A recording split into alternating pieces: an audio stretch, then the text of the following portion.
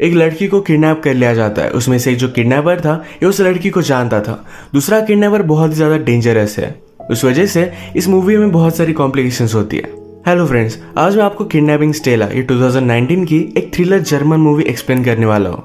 इसके अलग अलग सिचुएशन आपको हमेशा आपकी सीट के एज पर रखेंगे, तो अंदर इस वीडियो को जरूर देखिएगा। अब बिना किसी देरी के एक्सप्लेनेशन स्टार्ट करते हैं। मूवी स्टार्ट होती है और हम दो लोगों को शॉपिंग करता देखते हैं, पर ये शॉपिंग बहुत ही अजीब तरीके से थी। इसमें ड्रिलिंग के सामान थे। एक रूम को साउंड प्रूफ करने के लिए बहुत सारा सामान इन्होंने बाय किया।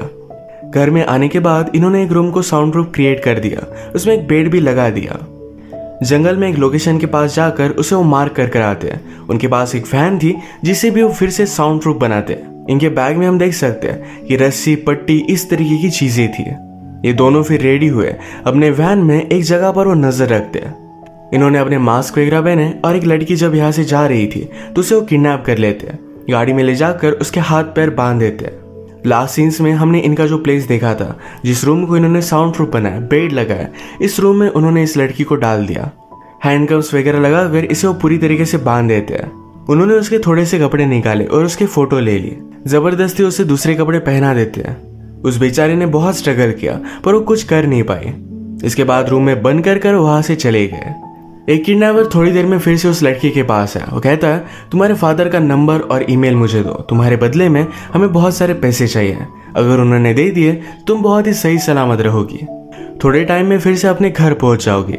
ये ईमेल एड्रेस नंबर लेने के बाद ये दोनों फिर से बाहर आए। इन दो किडनैपर्स में से जिसको ज्यादा एक्सपीरियंस नहीं था उसका नाम था टॉम, और जिसे बहुत सारा एक्सपीरियंस था वो प्रिजन बहुत बार जाकर आया था, इसका नाम था विक। विक टॉम से पूछता है, क्या तुम डर रहे हो? सब कुछ ठीक हो जाएगा। इन्होंने फिर स्टेला का मोबाइल लेकर उसे बंद कर दिया। स्टेला के फादर को ईमेल भेजते हैं जिसमें $2 मिलियन उन्होंने मांगे हुए थे। नेक्स्ट सीन में हम देखते हैं टॉम स्टेला के पास आया था। उसने उसे देखा और फिर से वो वापस चला गया। इसके बाद 1-2 दिन बीत चुके थे। स्टेला के फादर का अब तक कोई भी रिप्लाई नहीं आया था। विक टॉम से कहता है कि हमें उसे पानी वगैरह देना पड़ेगा। विक उससे कहता है, अब हमें तुम्हें खिलाना पिलाना पड़ेगा, इस वजह से तुम्हारे माउथ से मैं क्लॉथ निकालने वाला हूँ। अगर तुम चिल्लाए तो तुम्हें बेहोश कर किसी अलग तरीके से हम जिंदा रखेंगे। वैसे भी तुम्हारी चीख किसी को भी सुनाई नहीं देगी। ये पूरा रूम साउंड प्रूफ है। स्टेला ने इसके लिए नॉड किया। जब उसके माउथ से पट्टी निकाली जाती है तो जोर से वो चिल्लाने लग गई थी। फिर से उसका मुंह वो बंद कर देता है। विक ने उसे समझा कि हम 2 ही लोग हैं जो तुम्हें हेल्प कर सकते हैं, इसलिए चिल्लाओ मत। फिर उसे पानी वगैरह पिलाता है। कहता है कि अगर तुम्हें टॉयलेट की जरूरत होगी तो 1 नंबर 2 नंबर इस तरीके से हाथ से हमें बोल देना। स्टेला को टॉयलेट करना था तो अपने फिंगर से उसे वो बता देती है। यही पर बेड पर उसे करना पड़ता है। बेचारी बहुत रो रही थी। ये सारी चीजें करने के बाद टॉम को हम जरा डिस्टर्ब देखते हैं। ये बात विक ने जान ली थी। पूछता है, तुम खाना क्यों नहीं खा रहे? टॉम ने कहा कि मेरा मूड नहीं है। विक कहता है, तुम्हें सही तरीके से अपना ख्याल रखना पड़ेगा, वरना हम प्लान को अंजाम नहीं दे पाएंगे। टॉम फिर भी खा नहीं रहा था तो जबरदस्ती उसके मुंह में वो खाना भरता है। विक ने उसे कहा कि हमने सब कुछ प्लानिंग की है, सारी चीजें परफेक्ट हो रही है, पर फिर भी तुम अपने आप पर डाउट कर रहे हो। तुम्हें लगता है ये अनसक्सेसफुल हो जाएगा, इसी वजह से तुम खाना नहीं खा रहे थे। मेरे साथ बोलो कि हम इसे कर रहेंगे। टॉम भी यही चीज रिपीट करता है। विक के रूम से बाहर जाने के बाद स्टेला की फोटो देखकर वो सैड हो रहा था। उसकी तकलीफ उसे देखी नहीं जा रही थी। वो स्टेला से मिलने के लिए गया। वो उसे कहती है कि उसे पूप करना है, तो इस वजह से उसके हैंडकफ अब उसे निकालने पड़ेंगे। वो निकालता है, उस पर गन निकालता है, यानी कि वो कुछ कर ना पाए। स्टेला कहती है कि प्लीज उस तरफ देखो, वो इस तरीके से सब नहीं कर सकती है। उसने बहुत रिक्वेस्ट की तो टॉम अलग डायरेक्शन में देख लेता है। स्टेला ने बकेट लेकर जोर से उसे मारा। इससे उसकी गन नीचे गिर गई थी। स्टेला ने जल्दी से इसे उठा लिया। वो कहती है कि मुझे जल्दी से तुम्हारी कीज दो। टॉम उसके पास आ रहा था, उससे गन छीनने की कोशिश करता है, पर स्टेला ने गन को शूट कर दिया। यहीं पर उसका मास्क भी वो निकाल लेती है।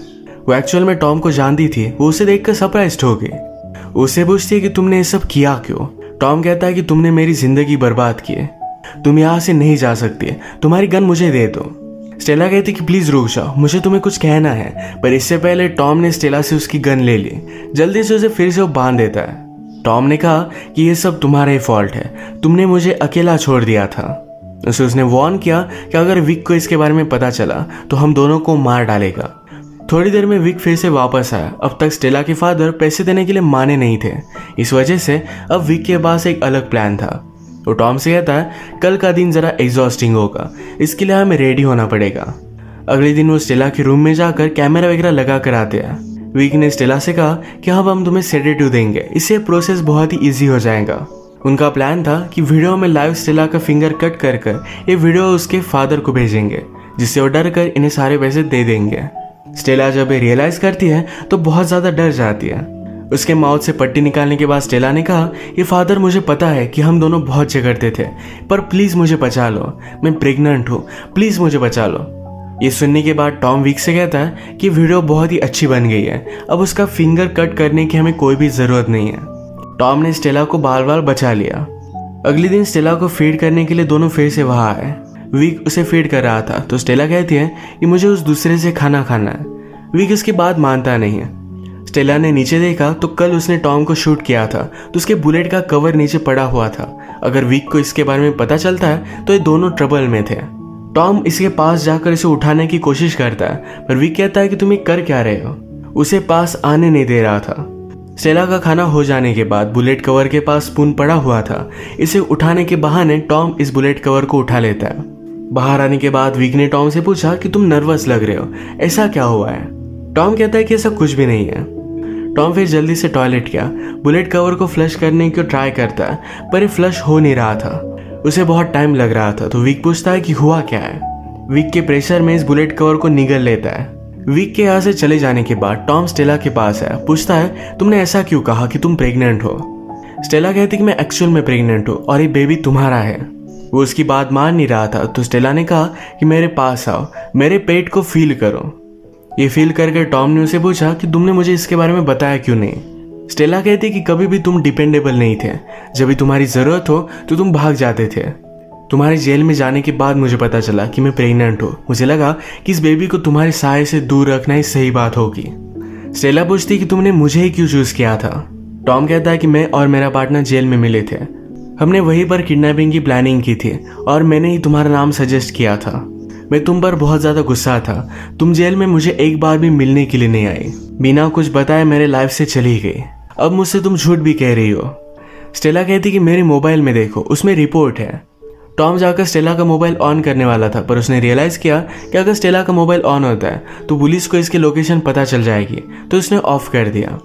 अचानक से स्टेला को उल्टी आने लग गई थी। उसके पास आया, उसके हाथ वगैरह निकाल दिया। ये उल्टी वगैरह करती है और एक दूसरे के बहुत करीब आ गए थे। वो उसके साथ इंटीमेट होने वाला था, पर स्टेला ने बहुत चालाकी से उसकी हैंड को कफ कर दिया। वो यहाँ से भागने की कोशिश करती है, पर पूरा प्लेस लॉक था, इसकी चाबी उसके पास नहीं थी। उसने अपना मोबाइल लेकर पुलिस को कॉल किया।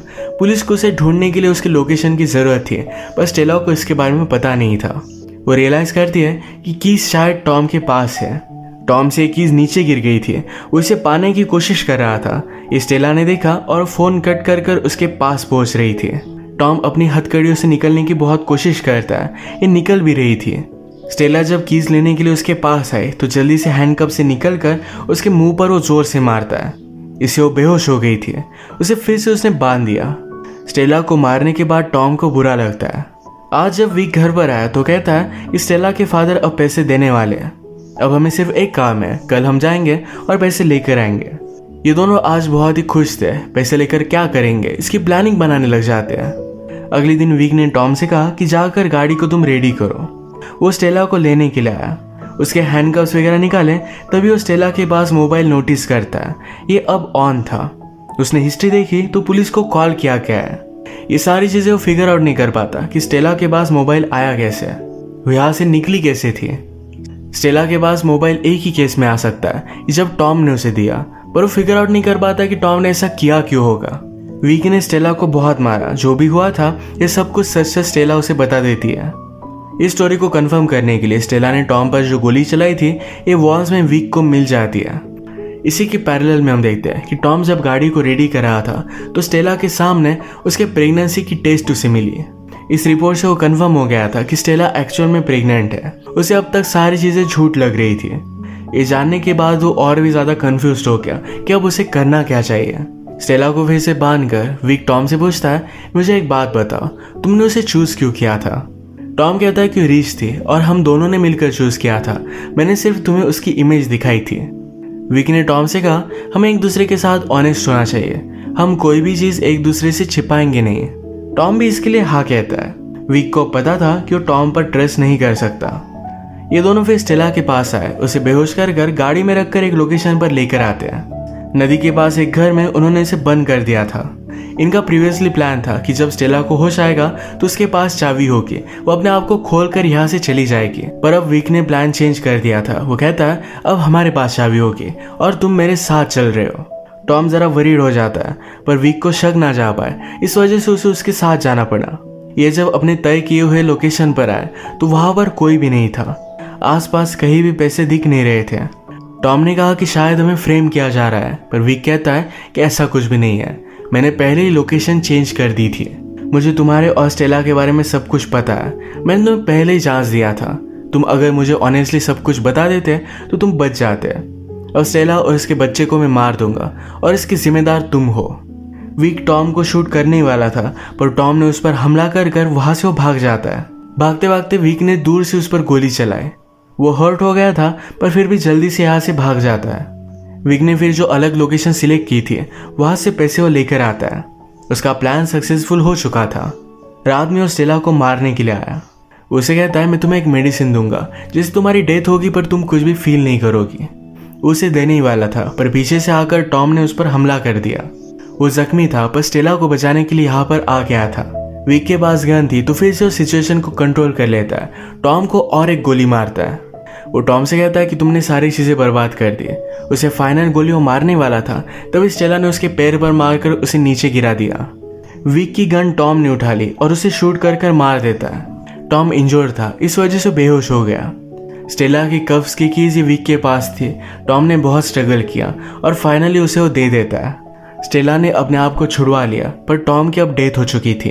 वो बाहर आई, गाड़ी में बैठी, तो उसे सारे पैसे मिल जाते हैं। स्टेला की अपने फादर के साथ बनती नहीं थी। वो किडनैप हुई, पर फिर भी फादर उसे पैसे नहीं देने वाले थे। अब वो उनके पास वापस नहीं जा सकती है। ये पैसे लेकर वो एक न्यू स्टार्ट करती है।